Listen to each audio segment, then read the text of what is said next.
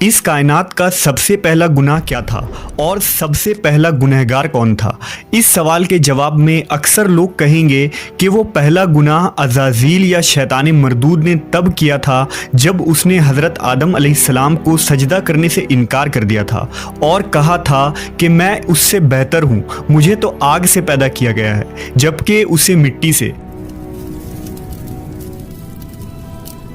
یعنی کائنات کا پہلا گناہ غرور و تکبر تھا جس نے عزازیل کو ابلیس بنا دیا تھا۔ لیکن تاریخ انسانی میں اس سرزمین پر پہلا گناہ جس شخص نے کیا تھا اس کے متعلق بہت کم لوگ واقف ہیں۔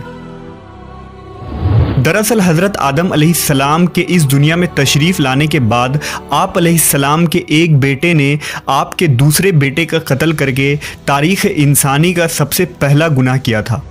وہ قاتل کون تھا، یہ قتل کیوں ہوا تھا اور وہ معصوم مقتول کون تھا؟ اس ویڈیو میں ہم اس قصے کو مکمل بیان کریں گے۔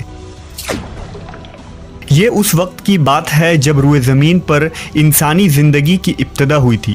بابا آدم علیہ السلام اور اماں حوا علیہ السلام کو ایک ممنون پھل کھانے کی وجہ سے بطور سزا جنت سے دنیا میں بھیجا گیا تھا۔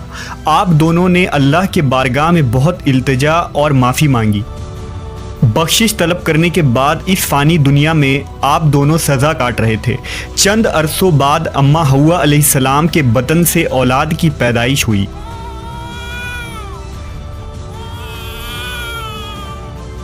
یہ پیدائش ایک خاص صورتوں میں ہوتی تھی۔ جب بھی حوا علیہ السلام حاملہ ہوتی تو جڑوا بچوں کی پیدائش ہوتی جن میں ایک لڑکا اور ایک لڑکی پیدا ہوتے تھے۔ ایک ساتھ پیدا ہونے والے لڑکے اور لڑکی کا نکاح دوسری مرتبہ پیدا ہونے والے لڑکے اور لڑکی کے ساتھ کر دیا جاتا تھا، جبکہ ان جڑواں لڑکے اور لڑکی کا نکاح آپس میں حرام قرار پاتا جن کی پیدائش ایک ساتھ ہوئی تھی۔ حضرت آدم علیہ السلام کی اولاد میں دو بیٹے حابیل اور قابیل کی پیدائش ہوئی تھی۔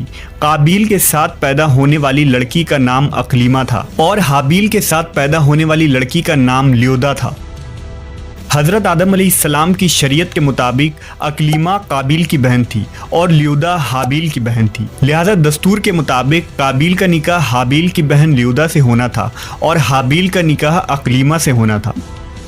اقلیمہ جب جوان ہوئی تو اس کے حسن و جمال میں بہت اضافہ ہو گیا اور وہ لیودا سے زیادہ خوبصورت تھی، لہذا قابیل کے دل میں شیطان نے شر پیدا کر دیا اور اس نے یہ خواہش کی کہ وہ اقلیمہ سے ہی نکاح کرے گا۔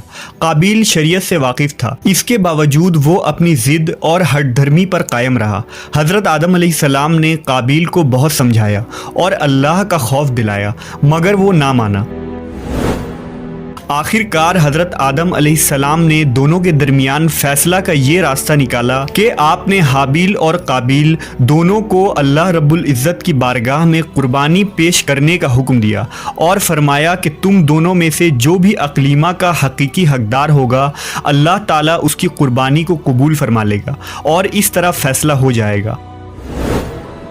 اس زمانے میں قربانی قبول ہونے کی یہ نشانی ہوتی تھی کہ قربانی کرنے والا اپنی قربانی کو پہاڑ کی اونچی چوٹی پر رکھ دیتا اور آسمان سے ایک آگ اتر کر اس کو جلا دیتی، اور جو قربانی قبول نہیں ہوتی اسے آگ نہیں کھایا کرتی تھی۔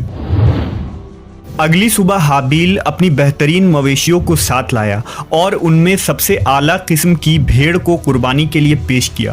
قابیل چونکہ کھیتی باڑی کیا کرتا تھا لہٰذا اس نے کچھ اناج اٹھا لایا جو کہ سب سے گھٹیا قسم کی تھیں۔ قابیل نے سوچا کہ اگر اس کی قربانی قبول ہو گئی تو ویسے بھی اس اناج کو جل جانا ہے، تو اچھی فصل کو برباد کرنے کا کیا فائدہ، لہٰذا وہ ردی اور ناقص قسم کے اناج لے کر آیا۔ جبکہ حابیل ایک نیک سیرت اور اللہ سے ڈرنے والا شخص تھا، چنانچہ اس نے نیک نیتی کے ساتھ خالص اللہ کی رضا کے لیے اپنی بہترین مویشی کو پیش کر دیا۔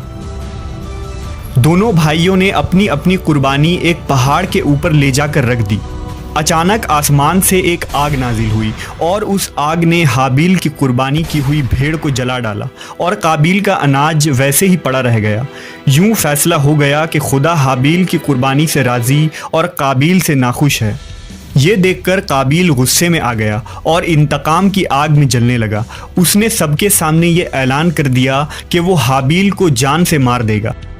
اس کے جواب میں حابیل نے اس سے کہا کہ اگر تمہاری قربانی قبول نہیں ہوئی تو اس میں میرا کیا قصور ہے، بلکہ تمہیں تو یہ کرنا چاہیے تھا کہ پرہیزگاری کی راہ اختیار کرتے، اس صورت میں شاید تمہاری قربانی قبول ہو جاتی، اور اگر تم مجھے مارنے پر ہی تلے ہو تو میرا قطعاً ایسا کوئی ارادہ نہیں، میں بہرحال اس معاملے میں تم پر ہاتھ نہیں اٹھاؤں گا کیونکہ میں اسے بہت بڑا ظلم سمجھتا ہوں۔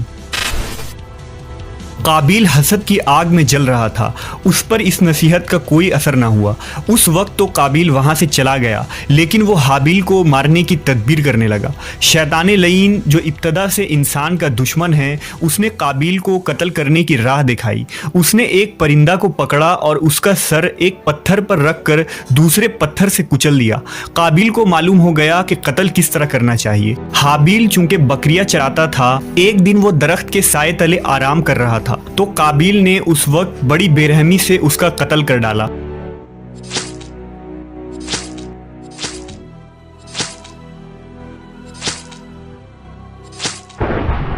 جب قابیل نے حابیل کو قتل کر دیا تو اس کی عقل زائل ہو گئی، سمجھنے کی صلاحیت ختم ہو گئی۔ اب بڑا پریشان ہوا کہ اس کی لاش کا کیا کرے۔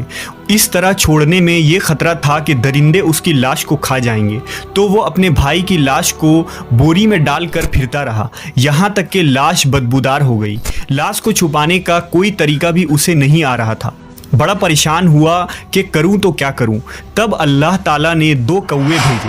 قابیل ان کووں کو دیکھ رہا تھا۔ ان کووں میں سے ایک کوے نے دوسرے کوے کو مار ڈالا اور پھر زمین کھود کر اس میں اس کو ڈال دیا۔ اس سے قابیل کو معلوم چل گیا کہ اسے بھی یہی کرنا چاہیے، اور ندامت محسوس کرتے ہوئے کہنے لگا، افسوس کہ میں اس کوے جیسا بھی نہ ہو سکا۔ اس طرح اس نے اپنے بھائی کو زمین میں دفن کر دیا۔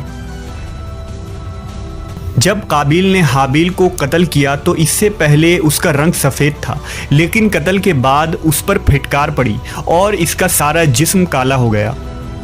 اس وقت حضرت آدم علیہ السلام حج کے لیے مکہ گئے ہوئے تھے۔ جب حضرت آدم علیہ السلام مکہ سے واپس آئے اور حابیل کو نہ پایا تو اس کو بہت تلاش کیا مگر وہ نہ ملا۔ لوگوں سے پوچھنے لگے، لوگوں نے جواب دیا کہ حابیل کچھ دنوں سے غائب ہے۔ حضرت آدم علیہ السلام نے حابیل کے صدمے میں کھانا پینا اور سونا سب ترک کر دیا اور شب و روز حابیل کے غم میں رہنے لگے۔ روایتوں میں آتا ہے کہ جب حابیل قتل ہو گیا تو 7 دن تک زمین میں زلزلہ رہا۔ قابیل جو بہت خوبصورت تھا، بھائی کا خون بہاتے ہی اس کا چہرہ بالکل سیاہ اور بدصورت ہو گیا۔ آدم علیہ السلام نے قابیل کو اپنے دربار سے نکال دیا اور وہ یمن کی سرزمین عدن میں چلا گیا۔ وہاں ابلیس اس کے پاس آ کر کہنے لگا کہ حابیل کی قربانی کو آگ نے اس لیے کھا لیا تھا کہ وہ آگ کی پوجا کرتا تھا، لہٰذا تو بھی آگ کی پرستش کر۔ چنانچہ قابیل پہلا شخص تھا جس نے آگ کی پرستش کی، اور زمین پر یہ پہلا شخص ہے جس نے اللہ کی نافرمانی کی اور زمین پر خون ناحق کیا۔ توریت کے باب پیدائش میں بھی قابیل اور حابیل کا مکمل واقعہ ملتا ہے، جنہیں قائن اور ایبل کے نام سے ذکر کیا گیا ہے۔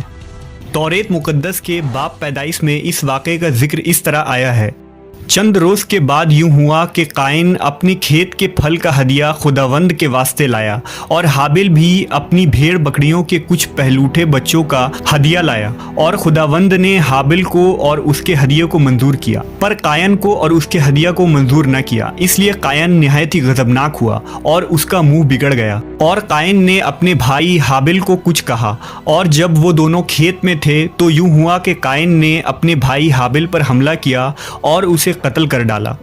خداوند نے کہا، اب تو زمین کی طرف سے لعنتی ہوا۔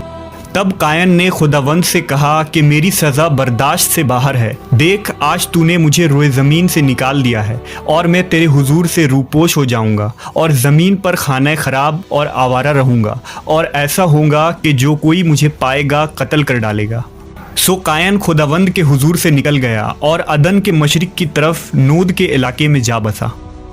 قابیل کا انجام یہ ہوا کہ اس کے ایک لڑکے نے جو کہ اندھا تھا اس کو پتھر مار کر قتل کر دیا، اور یہ بدبخت آگ کی پوجا کرتے ہوئے کفر و شرک کی حالت میں اپنے ہی لڑکے کے ہاتھ مارا گیا۔ حدیث میں آتا ہے کہ نبی صلی اللہ علیہ وسلم نے فرمایا کہ زمین پر قیامت تک جو بھی خون ناحق ہوگا اس کے عذاب کا ایک حصہ بوجھ اور گناہ قابیل پر بھی ہوتا ہے، کیونکہ اس نے سب سے پہلے قتل کا طریقہ ایجاد کیا تھا۔